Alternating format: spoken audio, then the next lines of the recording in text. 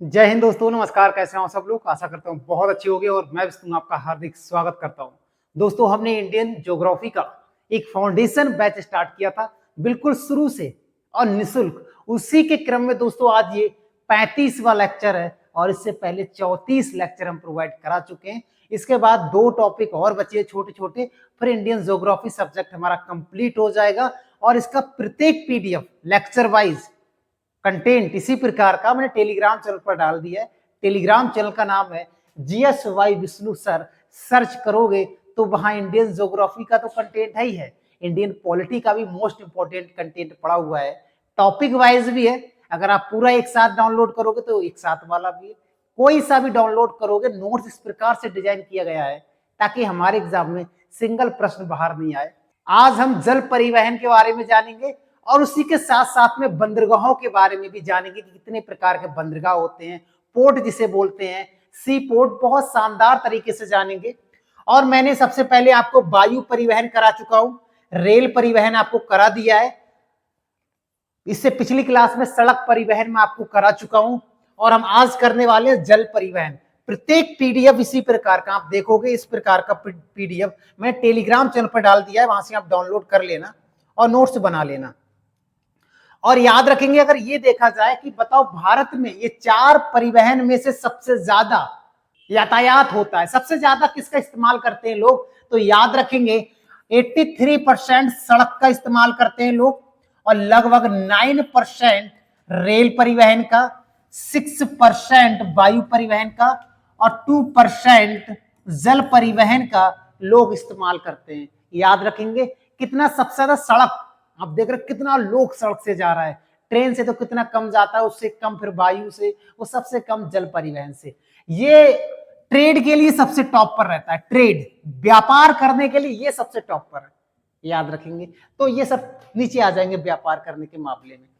तो याद रखेंगे वाटर ट्रांसपोर्ट या जल परिवहन की रख रखाव और इसकी संस्था है जिसको बनाती है, इसका नाम है IWAI।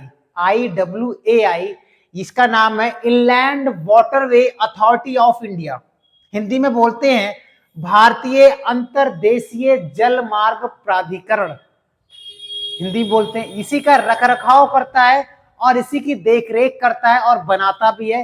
किसको? नेशनल जो वाटरवे है उनको बनाता भी है। इसकी स्थापना पूछी जाती है तो आपको याद रखना, इसकी स्थापना हुई थी 27 अक्टूबर 1986 को इसकी स्थापना हुई थी। और इससे पहले हमने सड़क परिवहन के बारे में बताया था, बहुत शानदार तरीके से, मजे वाला, ठीक है। और याद रखेंगे जल परिवहन को 2 भागों में हम बांटकर पढ़ेंगे। पहला भाग है आंतरिक जल परिवहन। आंतरिक जल परिवहन का मतलब है भारत के अंदर की बात कर रहे हैं। दूसरा है सामुद्रिक जल परिवहन। सामुद्रिक जल परिवहन का मतलब है समुद्र के किनारे जो सी पोर्ट होते हैं, जो बंदरगाह होते हैं, वो जानेंगे। जैसे बंदरगाह, और बंदरगाह भी 2 प्रकार के होते हैं, एक होते हैं कृत्रिम बंदरगाह जो मानव बनाते हैं, आर्टिफिशियल पोर्ट, और एक होते हैं प्राकृतिक बंदरगाह, नेचुरल बंदरगाह जो नेचुरल होते हैं। इनके बारे में क्या अंतर है एक एक करके बाद में देखेंगे। और इसमें देखेंगे जल मार्ग। जल मार्ग कितने हैं तो 5-6 देख लेंगे, बहुत है, 5-6 ही हैं मुख्य रूप से, उन्हीं को हम देखेंगे। सबसे पहले हम बात करेंगे अगर इन दोनों पोर्ट में अंतर क्या है, अंतर आगे देखते हैं, ठीक है। इनके बारे में अंतर आगे देखेंगे। ये मैंने पोर्ट बनाए हैं बंदरगाहों के बारे में, यहां पर मैंने बना दिया है मैपिंग से, ताकि हमारे एग्जाम में अगर मिलान करने को आएगा दोस्तों तो कभी कोई प्रश्न गलत नहीं होगा, सच में कोई प्रश्न गलत नहीं होगा। एक एक करके देखते। अगर आपसे ये कभी कोई कहे बताओ भारत में बड़े बंदरगाह कितने हैं, तो आप कहेंगे 13 है, 13 है। आपसे ये कहे कि छोटे बंदरगाह कितने हैं भारत में, तो आप कहोगे 200 के आसपास या 200 प्लस हैं। 200 प्लस कह सकते हो बंदरगाह हैं, याद रखेंगे। तो इसको जूम करके देख लेते हैं ताकि हमें आसानी से समझ में आ जाए, ठीक है। सबसे पहले बात करेंगे दोस्तों हम पश्चिमी घाट के बंदरगाहों की। पश्चिमी घाट हमारा यही है। तो ये वाला जो राज्य आप देख पा रहे हैं दोस्तों, ये वाला जो राज्य है हमारा, ये गुजरात का राज्य है। तो गुजरात में, और इसमें हम बड़े बंदरगाह भी देखेंगे, साथ साथ में छोटे बंदरगाहों के नाम हमको याद रखेंगे ताकि कभी मिलान करने को आएगा तो हम मिला पाएंगे। तो ये दोस्तों गुजरात है। गुजरात में ये जो भाग आप देख पा रहे हो, ये वाला, ये कच्छ की खाड़ी है। ये क्या है? ये कच्छ की खाड़ी है, ये वाला भाग, ये कच्छ की खाड़ी है। तो कच्छ की खाड़ी के पास यहाँ पर ये वाला जो बंदरगाह है कच्छ की खाड़ी से लगा हुआ, इसे बोलते हैं कांडला बंदरगाह। क्या बोलते हैं? कांडला बंदरगाह।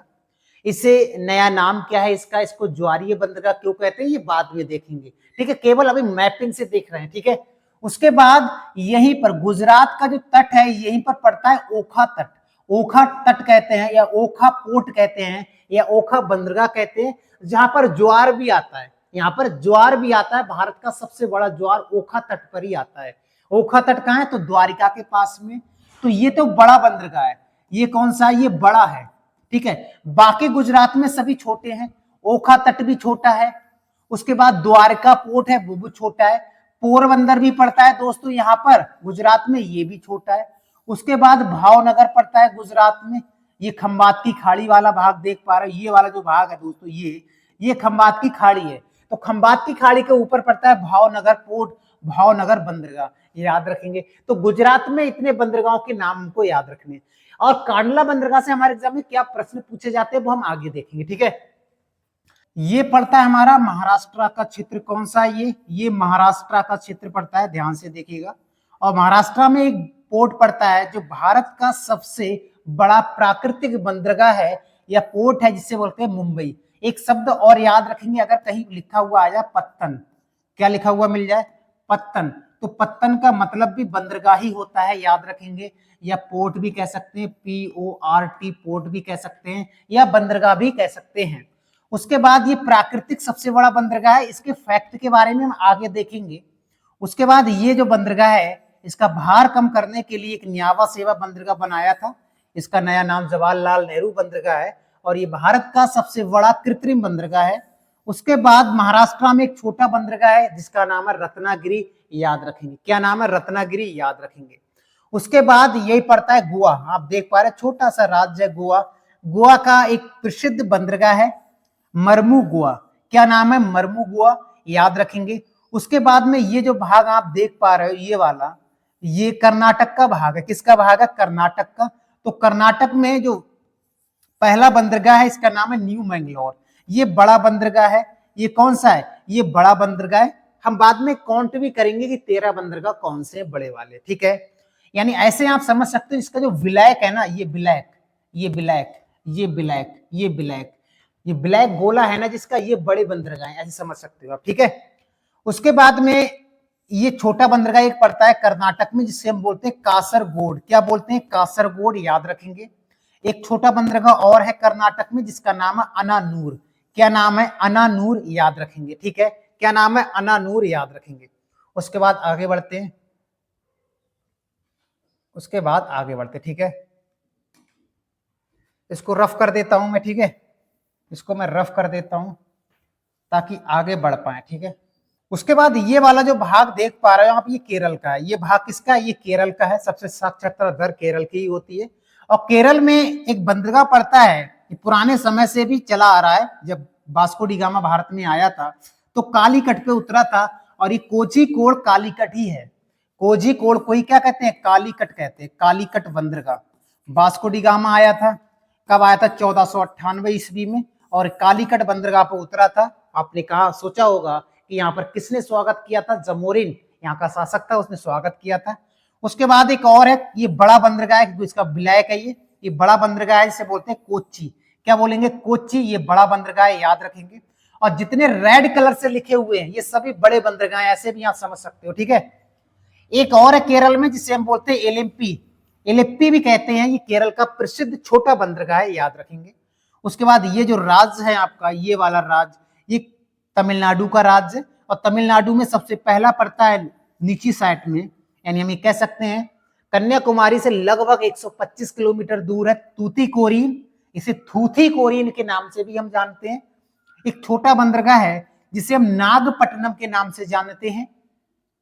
एक और है जिसे कराईकल के नाम से जानते हैं। कराईकल पुदुचेरी का एक जिला भी है, पुदुचेरी का एक जिला है कराईकल, जो तमिलनाडु में पड़ता है। उसके बाद ये बड़ा है चेन्नई, इसके बारे में आगे फैक्ट के अनुसार हम देखेंगे। एक एन्नौर है, इसके बारे में हम आगे देखेंगे, लेकिन बस अभी लोकेशन याद देखनी है और कौन सा पोर्ट कहां पर है ये देखना है, ठीक है। उसके बाद महाराष्ट्र में कर चुके हैं हम। और ये हमारा है आंध्र प्रदेश का भाग। किसका भाग है ये? आंध्र प्रदेश का। तो आंध्र प्रदेश में 3 याद रखने हैं। मछलीपट्टनम, इसे मछलीपट्टनम, मुसलीपट्टनम भी कहते हैं। एक है काकीनाडा, प्रसिद्ध है। और एक है विशाखापट्टनम, ये बड़ा बंदरगाह। विशाखापट्टनम बड़ा बंदरगाह है और गहरा बंदरगाह है, आंध्र प्रदेश में पड़ता है। डॉल्फिन नोच पहाड़ी के द्वारा इसको बनाया गया है। एक गोपालपुर है उड़ीसा में, एक पारादीप है उड़ीसा में। कौन सा है? पारादीप, याद रखेंगे। उसके बाद वेस्ट बंगाल में कोलकाता है। ऊपर आप देख पा रहे होगे, यहाँ पर नहीं दिखता होगा, कोई नहीं, कोलकाता है। थोड़ा नीचे कर लेते हैं ताकि हम इसको भी देख पाए। ये देख पाए, ये कौन सा हमारा? ये कोलकाता है। कोलकाता कहां पर है? तो आप कहोगे वेस्ट बंगाल में। कहां पर है? वेस्ट बंगाल में है।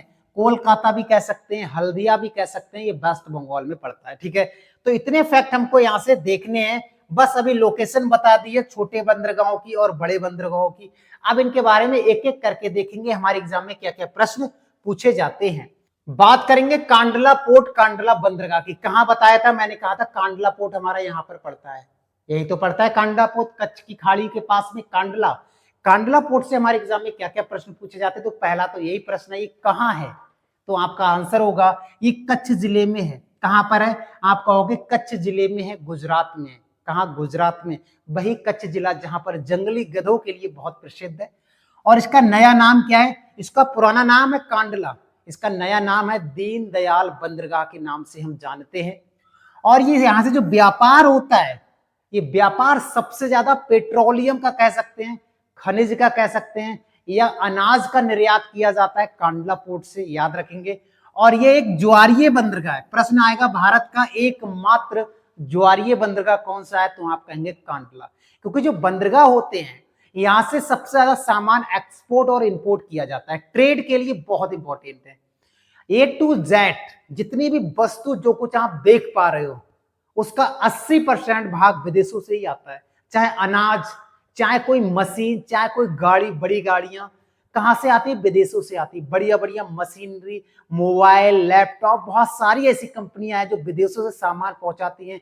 तो प्लेन से नहीं आते हैं, सारे सामान शिप द्वारा, कंटेनर के द्वारा लाया जाता है और पोर्ट पे उतारा जाता है और फिर पूरे भारत में सप्लाई किया जाता है। एक है मुंबई बंदरगाह सेकंड। तो मुंबई बंदरगाह हमने कहा बताया था? मुंबई बंदरगाह हमने यहां बताया था। ठीक है, मुंबई बंदरगाह।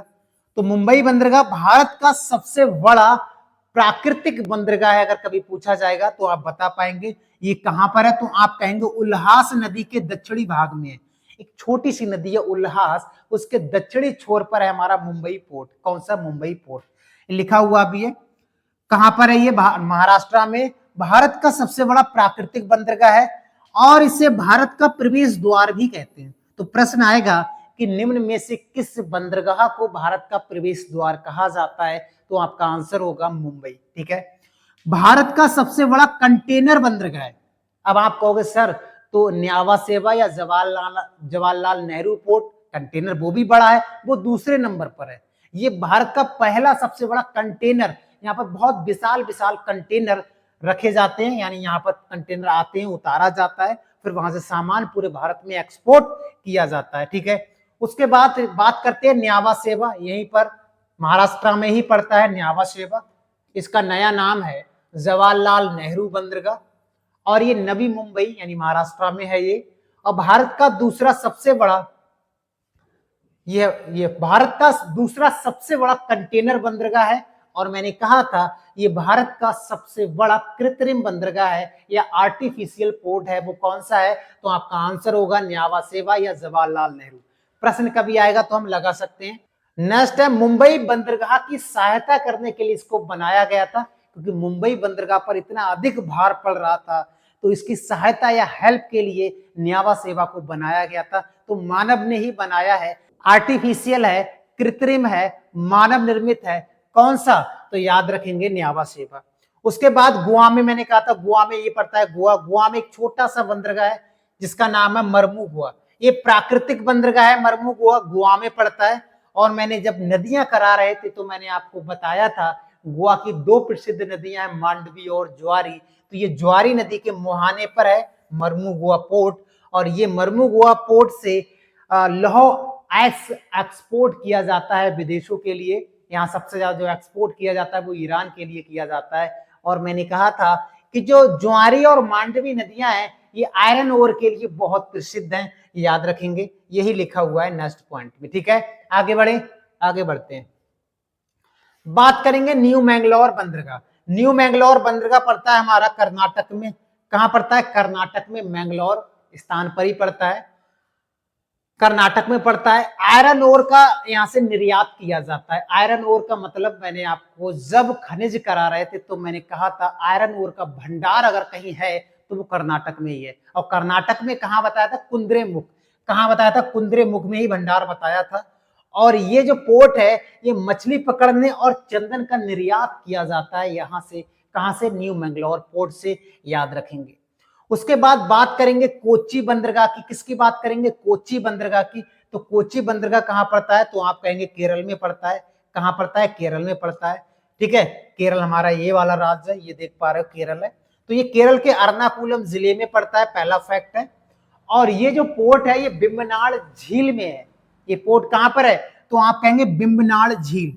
तो बिम्बनाड़ झील केरल में है। और आपको पता है बिम्बनाड़ झील की जो लंबाई है वो 96 किलोमीटर है, यानी भारत की सबसे लंबी झील हम कह सकते हैं बिम्बनाड़ झील है। इस झील में दो आइलैंड है छोटे छोटे। एक आइलैंड का नाम है बल्लार पदम और एक आइलैंड का नाम है वेलिंगटन। इसी आइलैंडों पर बसा हुआ है ये पोर्ट हमारा, जिसका नाम क्या है? कोच्चि, याद रखेंगे। कब खोला गया था? 1928 ईस्वी में इसको खोला गया था। और भारत का सबसे बड़ा जहाज निर्माण कार्य यहाँ पर किए जाते हैं और जहाजों का रख रखाव किया जाता है।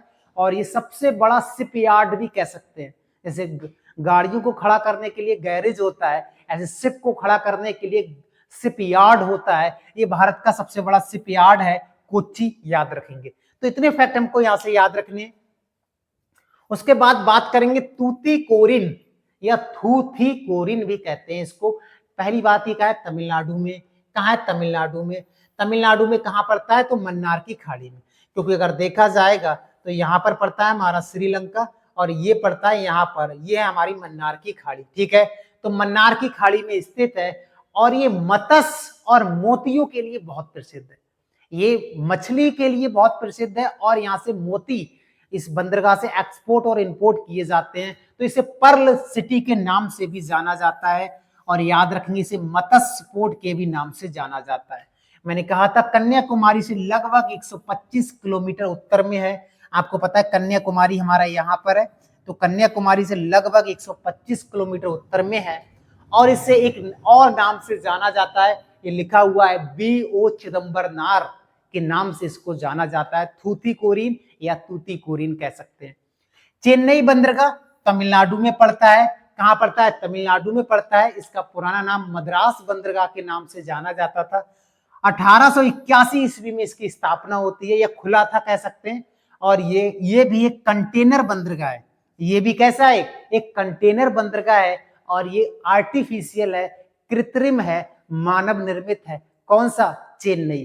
कौन सा? चेन्नई। चेन्नई कहां पड़ता है? चेन्नई हमारा ये पड़ता है, चेन्नई के ऊपर पड़ता है एन्नौर। एन्नौर आगे आएगा, एन्नौर ऊपर उत्तर में पड़ता है।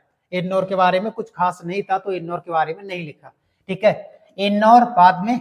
एन्नौर के बारे में इतना याद रखेंगे कि ये कंप्यूटरीकृत बंदरगाह है एन्नौर, जो तमिलनाडु में पड़ता है। उसके बाद बात करेंगे विशाखापट्टनम आंध्र प्रदेश में पड़ता है। ये भारत का सबसे गहरा बंदरगाह है और इस बंदरगाह के पास में यहाँ पर इस प्रकार से डॉल्फिन नोच पहाड़ी है। डॉल्फिन नोच पहाड़ी है और डॉल्फिन नोच की पहाड़ी के कारण ये बहुत प्रसिद्ध है, हो जाता है विशाखापट्टनम और ये गहरा बंदरगाह है। ठीक है, तो डॉल्फिन नोच पहाड़ी कहाँ है? तो आप कह सकते हो विशाखापट्टनम बंदरगाह के पास में है। ठीक है, ये जहाज निर्माण और मरम्मत की सुविधा यहाँ पर बहुत अधिक है।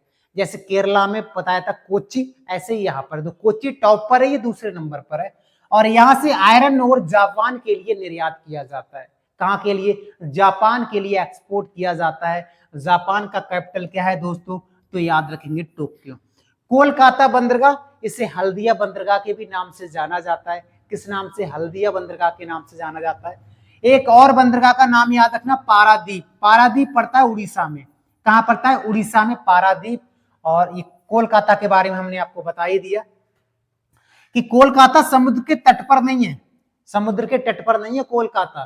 कहाँ है? तो आप कहेंगे हुगली नदी के तट पर है या हुगली नदी पर है।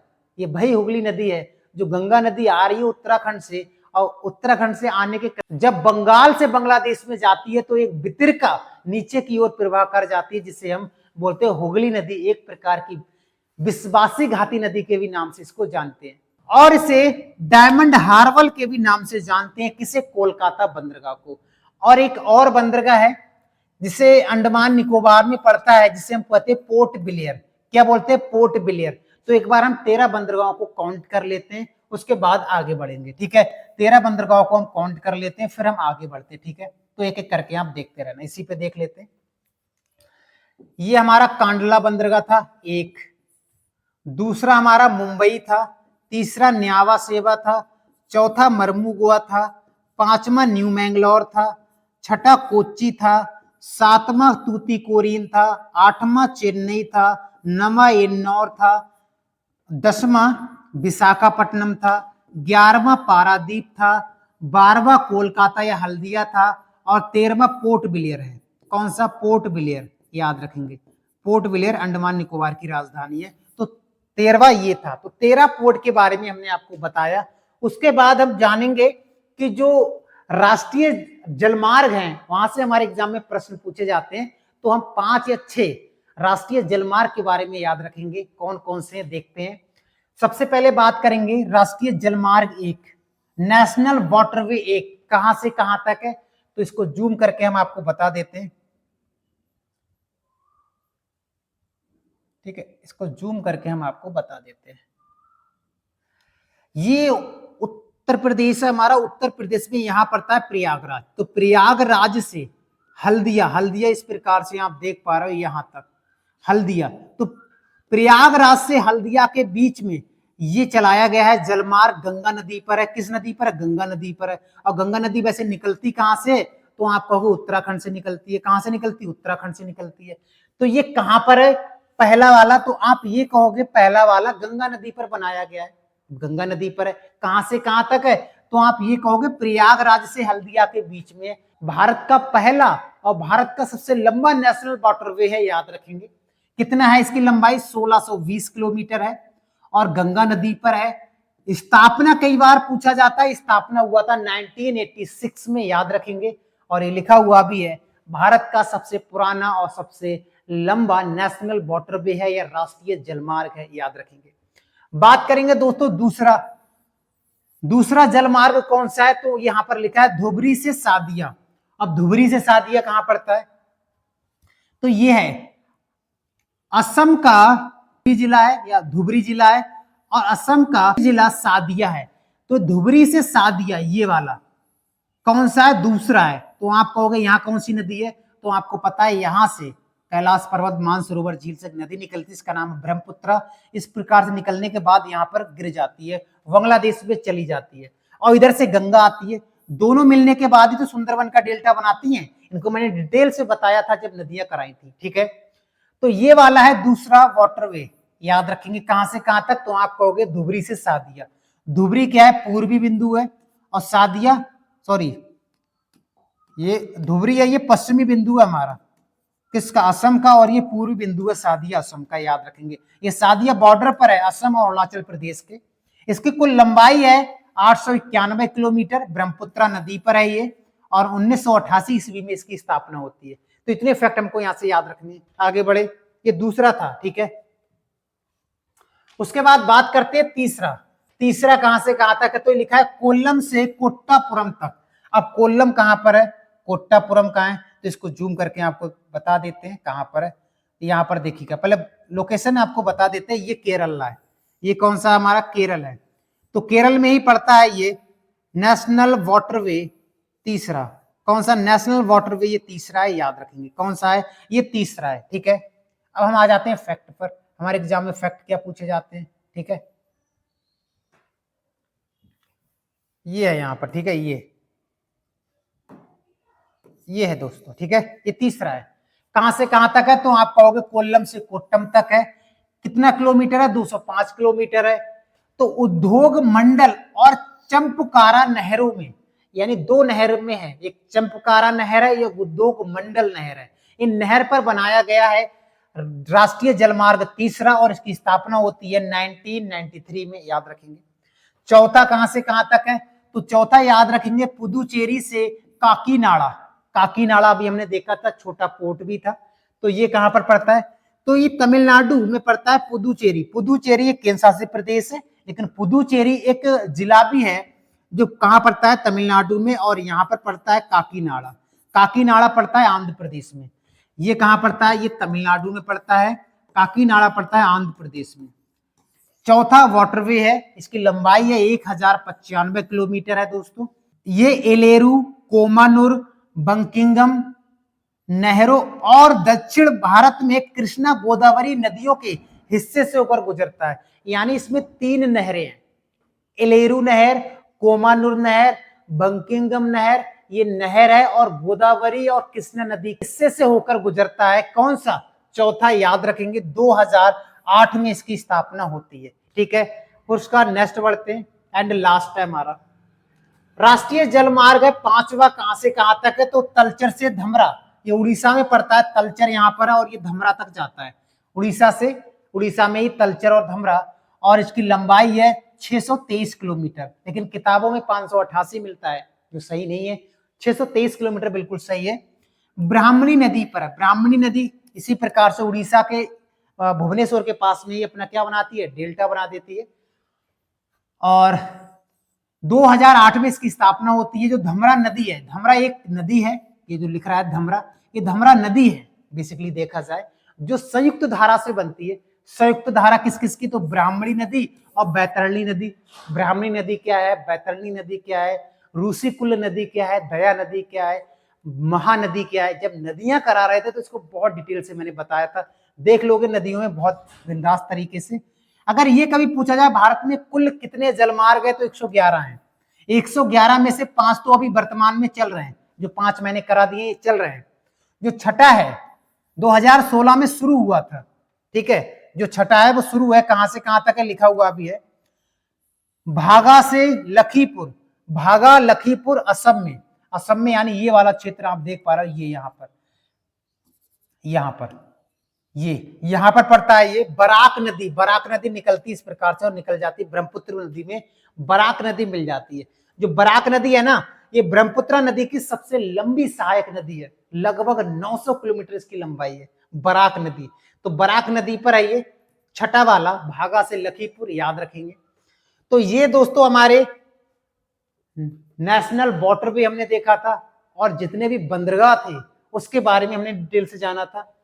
और 2 टॉपिक और बचे हुए हैं इंडियन ज्योग्राफी के, फिर उसके बाद इंडियन ज्योग्राफी फिनिश हो जाएगा हमारा। फिर बताना कौन सा सब्जेक्ट स्टार्ट किया जाए दोस्तों। वीडियो कैसा लगा दोस्तों, कमेंट करके जरूर बताना। चैनल पर नए हो तो चैनल को सब्सक्राइब कर सकते हो, लाइक कर सकते हो वीडियो को। मिलते हैं नेक्स्ट वीडियो में, आज के लिए इतना ही। जय हिंद दोस्तों।